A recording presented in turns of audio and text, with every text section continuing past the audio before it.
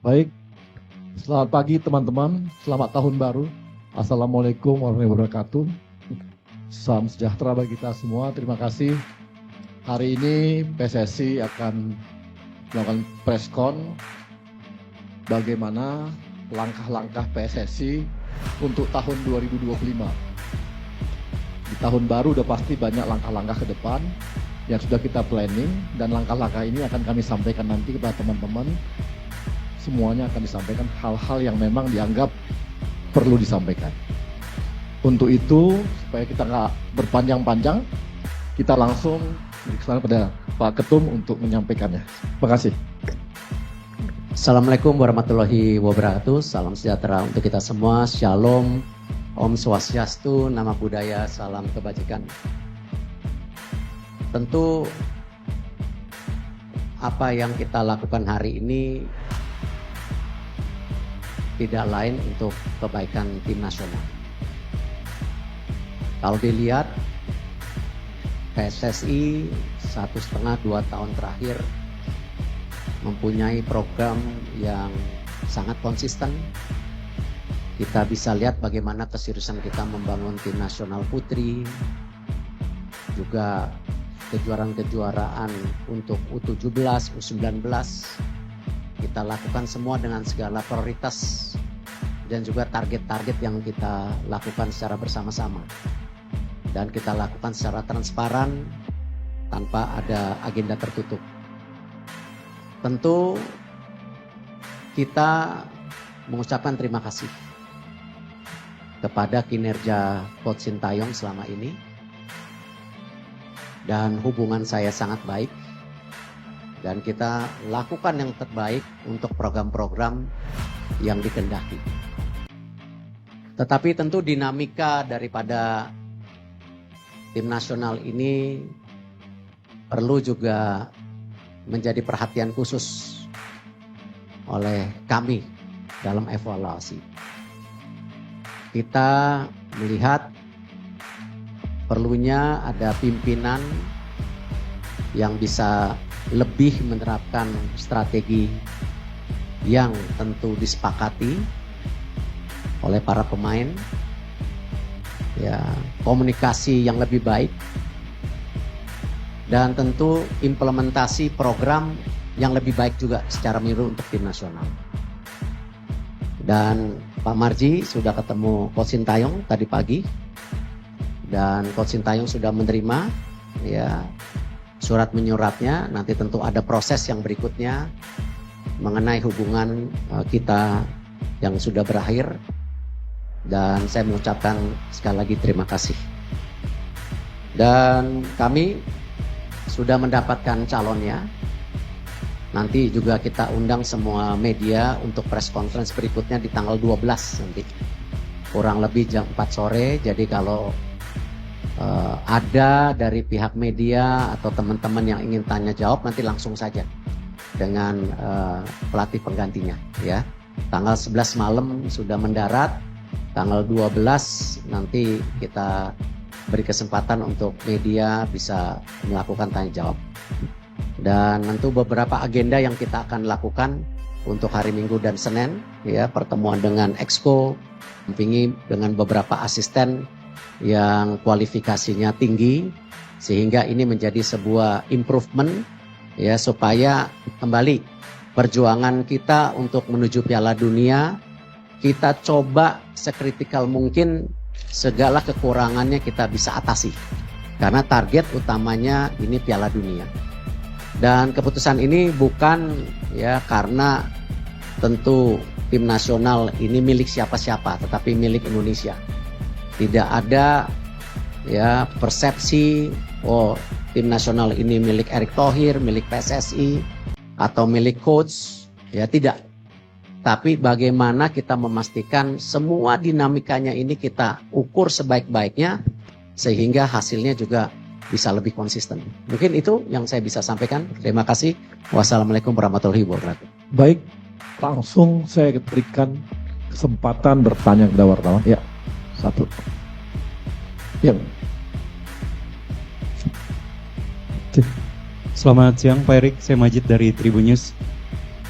Pertama Pak Erik, mungkin dengan adanya pemerintahan ini beberapa hari lalu, belakangan ini juga publik kita terbelah ya Pak Erik ya. Ada yang pro, ada yang kontra. Mungkin dari Pak Erik bisa menjelaskan kembali apa yang menjadi keputusan tadi kan strategi, terus kemudian program ke depan.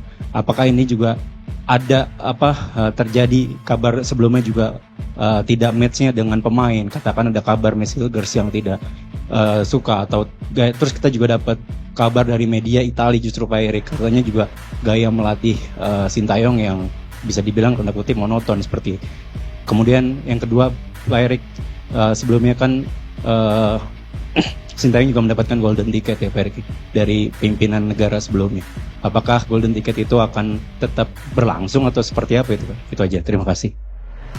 Ya tentu mengenai golden visa saya nggak bisa menanggapi, itu kan memang bagian dari bukan tupoksi kami gitu. Sama juga saya tidak bisa menanggapi tulisan media yang ada di luar negeri seperti Gulf, Tuto, Euro Reporter dan lain-lain.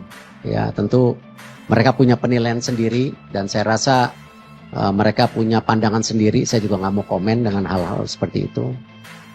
Tapi saya mengapresiasi berita-berita seperti yang di New York Times, juga ditulis oleh beberapa media luar negeri yang menyatakan bahwa pembangunan tim nasional Indonesia sudah ke arah yang baik dengan mensinkronisasi semua kepentingan di atas segalanya sehingga program ini transparan. Karena itu banyak sekali pemain-pemain berkualitas yang bergabung. Itu yang saya apresiasi. Kalau saya lihat memang dinamika ini cukup kompleks. Kalau saja waktu itu kita mengambil keputusan yang tergesa-gesa mungkin kurang baik juga. Tetapi kita sudah dirasakan sejak pertandingan, bahkan sebelum pertandingan Indonesia melawan China. Ya, cuman waktunya terlalu mepet waktu itu. Waktunya terlalu mepet dan ya yang terbaik ya hari ini. Karena kita masih punya waktu hampir 2,5 bulan untuk persiapan. Karena saya juga tidak mau ya mengambil sebuah keputusan yang membuat tentu keadaannya tidak baik. Nah, cuman dengan segala evaluasi perhitungan waktu 2,5 bulan ini cukup. Ya, tidak tergesa-gesa hanya pada saat waktu dinamika yang terjadi Indonesia lawan China waktu itu. Itu yang saya bisa sampaikan. Ya, Mbak. Terima kasih, saya Fitrianto dari Republika.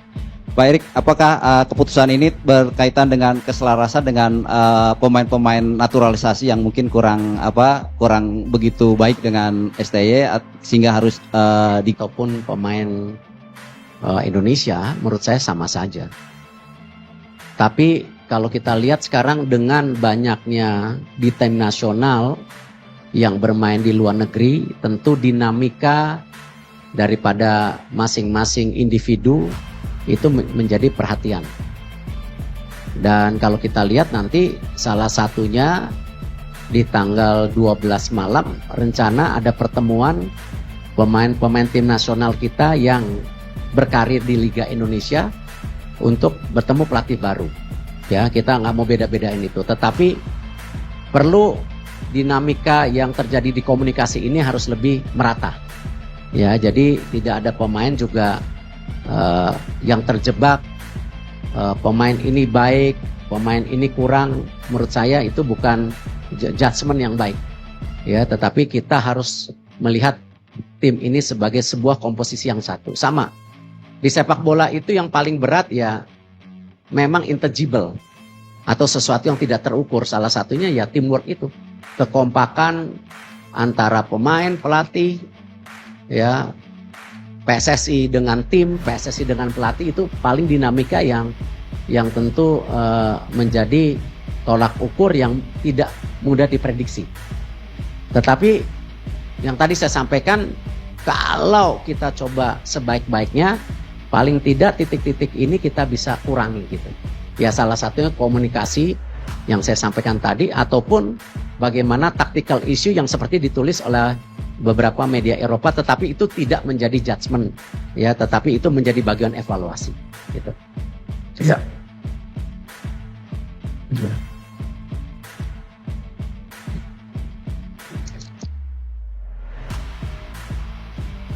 Mic-nya mau dibantu yang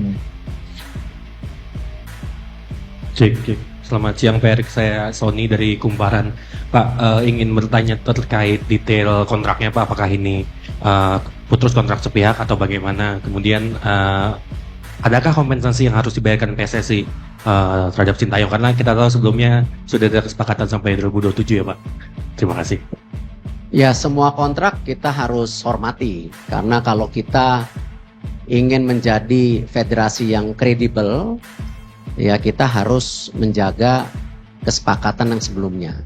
Sama ketika kita memperbaiki Liga Indonesia, ya salah satunya kita menekankan kepada klub-klub.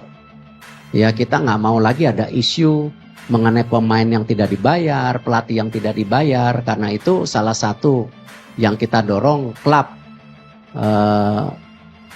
standarisasi klub yang ada di Liga, klub licensing itu kita akan terapkan di tahun depan, bahwa klub-klub yang melakukan pelanggaran itu tidak hanya dikurangin subsidinya tetapi poinnya.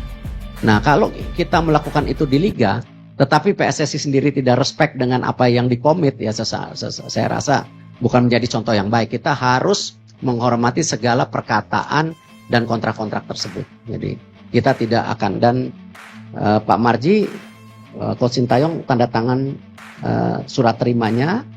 Nah tentu nanti antara lawyer dan lawyer akan bicara untuk follow up kompensasi yang sesuai dengan nilai kontraknya gitu, ya. Tapi poinnya kita harus respect dengan apa yang kita sepakatin, ya. Tidak boleh kita sebagai bangsa yang tidak menjaga kehormatan kita, apalagi federasi kita sedang dalam posisi tinggi-tingginya sekarang di mata internasional. Jadi kita harus jaga itu, ya. baik Nick. Selamat siang Pak Erik. Tadi sudah dipastikan ya. Saya Heri dari bola.com. Maaf, terlalu semangat nih. Dalam beberapa hari terakhir setelah isu pemecatan Sintayong kan muncul di beberapa media sosial bahwa ada nama-nama yang muncul. Ada yang menyebut Patrick Kluivert, ada yang menyebut ini itu. Mungkin bisa dipastikan siapa Pak penggantinya Sintayong di timnas Indonesia. Kemudian kedua untuk Pak Marji, tadi pagi disebutkan Pak Marji bertemu dengan Coach Shin. Mungkin apa yang disampaikan Pak Marji kepada Coach Shin mungkin, dan apa yang disampaikan Coach Shin kepada Pak Marji bisa diceritakan. Itu aja, terima kasih. Pak Marji, silakan Pak Marji. Terima kasih Pak Ketum. Saya perlu sampaikan berkaitan dengan pertemuan saya dengan Coach Shin. Alhamdulillah semuanya berjalan dengan baik, smooth, tidak juga ada persoalan apa-apa. Prinsipnya Coach Shin menerima keputusan pemutusan hubungan kerja antara PSSI dengan Coach Sintayong, dan Coach Shin mengucapkan terima kasih atas kepercayaan yang sudah diberikan PSSI kepada Coach Shin selama kurang lebih hampir 5 tahun. Dan pesannya Coach Shin mudah-mudahan timnas bisa lolos ke Piala Dunia. Itu aja. Untuk pelatih-pelatih yang diinterview memang ada 3 nama waktu itu, dan juga berikut beberapa asisten sebagai opsi untuk pendamping pelatih. Karena kita yakini tidak ada pelatih yang sempurna, pasti masing-masing pelatih punya kekurangan. Nah, memang salah satu kandidat yang saya interview yang namanya disebutkan tadi, tapi daripada menebak-nebak, kan tadi saya bilang tanggal 11 sampai tanggal 12 nanti ada press conference jam 4. Lebih baik media bisa bertanya langsung kepada pelatih yang tentu kita sudah sepakati. Gitu. Oke, yang pojok. Halo, selamat siang. Saya Dwiki dari BBC Indonesia. Saya mau bertanya, kan pergantian pelatih ini kan ada di tengah-tengah pada saat kualifikasi Piala Dunia yang sedang sebenarnya dalam posisi yang positif gitu ya. sempat ada pemikiran nggak dari Pak Ketum dan juga tim PSSI keseluruhan bahwa jika mengganti pelatih di tengah jalan seperti ini akan menjadi blunder besar bagi PSSI? Seperti itu. Terima kasih. Saya rasa hal yang biasa. Memang untuk posisi kualifikasi Piala Dunia ini juga banyak negara-negara mengganti pelatihnya. Tinggal dihitung resikonya. Makanya tadi saya ceritakan kejadian di China itu sebelum pertandingan bahkan sudah terjadi dinamika yang cukup tinggi. Ya Pak Marji, benar ya. Tapi kita berhitung-hitung, kalau itu dilakukan saat itu tentu jarak ke pertandingan berikutnya terlalu singkat. Dan hari ini yang terbaik karena kita masih punya waktu 2,5 bulan. Dan tentu resiko-risiko tetap ada. Tetapi lebih baik kita mengambil resiko daripada menyesal di kemudian hari.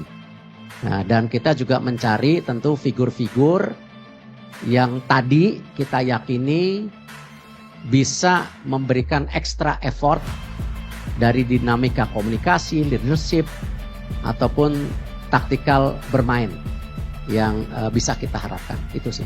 Pak, sedikit lagi Pak, satu lagi Pak. Berarti apakah dengan kata lain bisa dibilang kegagalan di AFF menjadi faktor terbesarkah atau tidak sebenarnya? Gini, semua pertandingan yang kita ikutin ya pasti ada evaluasinya. Tadi saya bilang kan kita melihat dari pertandingan Indonesia-China. Memang dipikir terlalu ambisius, tapi tidak. Karena kita menghitung strategi-strategi atau target-target angka-angka kemenangan itu kan kita sudah hitung waktu itu. Ya, gimana kalau kita waktu itu kalah dengan Saudi? Ada press conference hari ini nggak? Ya, nggak usah diomongin, udah pasti gagal Piala Dunianya. Karena poinnya sudah tidak ada. Justru di 4 pertandingan berikutnya ini ya kita berharap kita menimba poin gitu. Jadi sekecil apapun yang menjadi tentu ini kita harus perbaikin. Itu yang kita harapkan. Ya, Ya, pojok. Ini ambil. Yang itu, yang pojok itu pojoknya.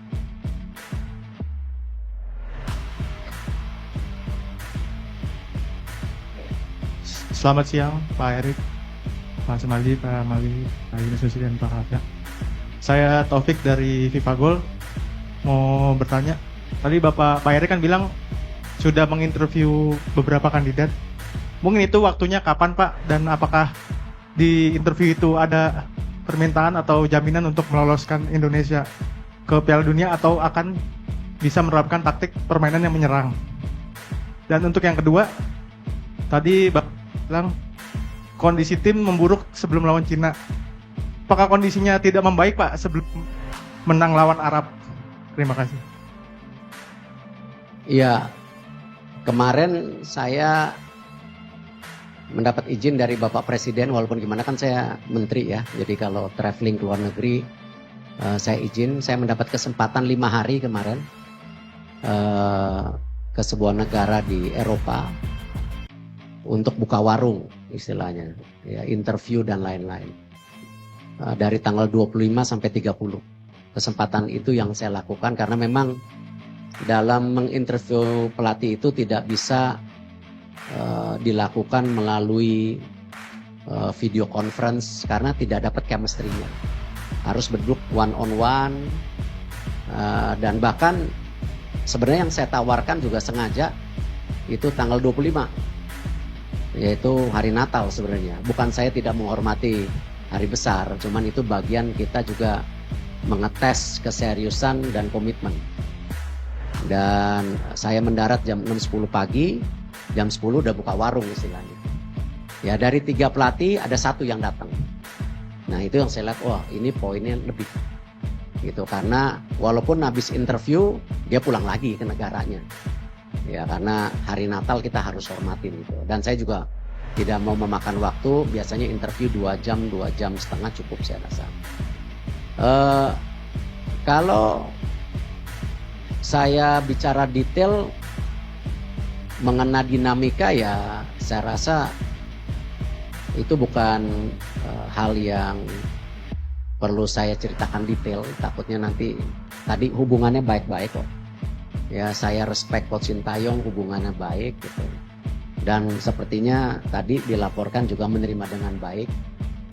Dinamika itu ada, tapi saya nggak mau bicara detail. Malah nanti menjadi dispute seakan-akan habis manis pah dibuang gitu loh. Ya, saya nggak mau dalam itu, karena apapun yang sudah dilakukan semua baik. Ya, dan saya berprinsip tidak mungkin tim nasional kita sampai sini, mau yang putri, yang muda-muda, yang U17, U19, U23 tanpa program ya yang PSSI punya. Tapi PSSI menyadari tanpa pelatih yang baik tidak mungkin punya tim nasional yang baik. Tetapi tanpa kualitas pemain, ya mau programnya baik, pelatihnya baik, ya nggak jadi apa-apa. Karena pemain menjadi sebuah kualitas yang penting. Ya, Manchester City tanpa Rodri kalah melulu itu. Ya, cuma satu Rodri berarti. Nah, artinya apa? Ya memang ketiga balancing antara program, pelatih, dan kualitas pemain ini ya harus punya keseimbangan. Tidak bisa satu dan lainnya yang lebih menonjol gitu. Ya, jadi ini menjadi sebuah satu kesatuan gitu. Tinggal satu ya. Ya Mbak, yang cewek dulu. Tadi.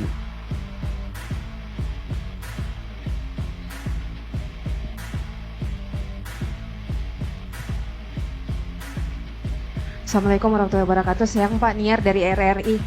Pertanyaannya, untuk pelatih yang baru nanti atau pelatih pengganti ini, apakah terpilihnya sebagai pelatih untuk timnas Indonesia sudah memenuhi standar dari filosofi sepak bola yang diinginkan oleh PSSI saat ini begitu? Karena kita tahu jargonnya sama ini adalah ingin membawa Garuda mendunia begitu Pak.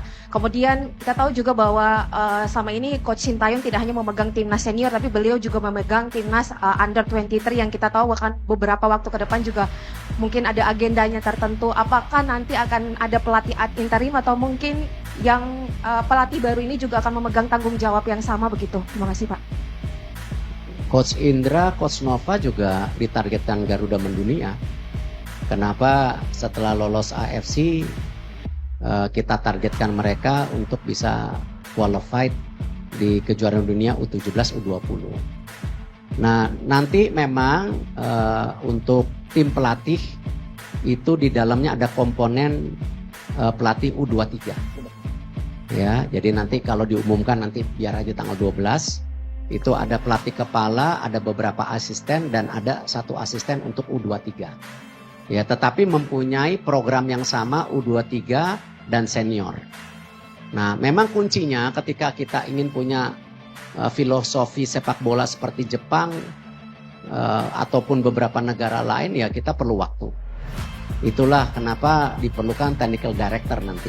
Cuman ya memang tidak mudah juga mencari technical director karena memang ya ini perlu pendalaman daripada detail daripada persepakan bola Indonesia. Cuman yang menarik, yang salah satunya saya titipkan bahwa selain target ya saya juga titipkan bahwa filosofi sepak bola ini mesti dibangun dari senior dan U23 dan itu disanggupi tentu dengan waktu-waktu juga perlu support dari banyak pihak tentunya. Para pelatih yang saya interview sudah mengerti targetnya dan beberapa juga yang punya nama di dunia sepak bola tidak mungkin bergabung ke sebuah negara hanya sekedar mencari kerjaan ya, tetapi mereka pasti mempunyai target personal ya, di mana tentu ingin menjadi bagian sejarah legacy yang kita miliki gitu, yaitu lolos ke Piala Dunia. Ya, terakhir di SCTV. Selamat siang Pak Erik. Satu pertanyaan Pak, ada isu mengenai tekanan dari mafia bola untuk menggantikan Coach Sintayong sebagai pelatih Pak. Ada juga yang bilang Pak Erik ditekan juga dari Exco untuk mengganti pelatih Pak. Apakah ini benar Pak? Terima kasih Pak. Saya rasa semua tidak benar karena kalian tahu saya ini pemimpin yang tidak bisa ditekan-tekan. Bagaimana PSSI bersama Liga melakukan perbaikan match fixing, itu tekanannya jauh lebih berat gitu. Ya. Tetapi kalau kita lihat Liga 1 sekarang bisa berjalan dengan baik. Saya belum dengar yang alarm bunyi masih di Liga 2. Ya. Tapi apa yang kita perbaikin di Liga 1 itu ya tentu dengan adanya VAR, dengan ada kepemimpinan pelatih yang juga bisa dipercaya, itu kita lakukan gitu. Nah Liga 2 menyusul tahun depan, kita juga akan ada sistem VAR. Jadi saya rasa saya bukan tipe pimpinan yang takut ditekan-tekan. Saya percaya apa yang kita jalankan untuk kebaikan semua. Kita kerja lillahi ta'ala, ya insya Allah. Ya saya rasa apa yang kita kerjain sekarang juga tentu semuanya dimudahkan kalau Allah Subhanahu Wa Taala bisa membantu ini semua gitu. Tapi intinya ya kita harus kerja keras, tidak bisa hanya menerima keadaan dan mengharapkan hasilnya bagus. Saya rasa tidak ada. Ya kita harus kerja keras, kita berdoa, diberikan kemudahan, itu insya Allah hasilnya baik gitu. Yang belakang ini, yang baju biru ya. Tes, ya Pak. Hendro Pak dari Berita 1. Pak, terkait Ole nih Pak, kapan rencananya sidang naturalisasi Ole ini Pak? Apakah memungkinkan kalau bisa cepat memungkinkan nanti main di Maret Pak? Yang kedua Pak, infonya PSSI sudah menghubungi Michael Baker Pak untuk dinaturalisasi. Ini benar nggak Pak kabar ini Pak? Itu aja ya. Terima kasih. Ya Ole insya Allah proses surat menyuratnya sudah lebih advance dibandingkan Jaro Rinwald. Kita juga sedang meng-approach Jaro Rinwald untuk gabung juga ke tim nasional. Tapi apakah keburu di bulan Maret kita lihat dulu gitu. Tapi kalau Baker kita sudah cek agak sulit karena bukan sesuai dengan regulasi FIFA, yaitu ibu bapak atau kakak neneknya. Kita lagi masih mencari suratnya, tapi belum menemukan surat dia qualified sesuai aturan FIFA. Gitu. Baker kan? Ya. Maunya sih mau, bagus, tingginya 189, bisa main midfielder juga. Ya. Thank you very much. My name is Reski from EC Today. I have a question: what is the main reason for this change, despite of the rise of our national team level in the FIFA rank? And the second is, and for the next candidate or the next coach, what is the expectation or the main focus of this improvement of the national team? Thank you. Hiring the next coach is the same. As we explained before, we are targeting to qualify to World Cup. And all the candidates that we interview during the 5 days I was in Europe, basically most of them agree this is the target. This is why they agree to join the interviews. They have a steadiness to become the legacy on both sides, not only we as the countries, but also them as the personals. For changing clothes, this is something actually we've been discussed for many months back, but I think the moment is about to be right, because right now we still have 2.5 months on preparation for next games, and we still have formats that we want to get as much as point that we can get. The dynamics of the communication is one of the issues that we put in, but also we feel we need a coach that also can help on the tacticals. This is something that or the evaluations that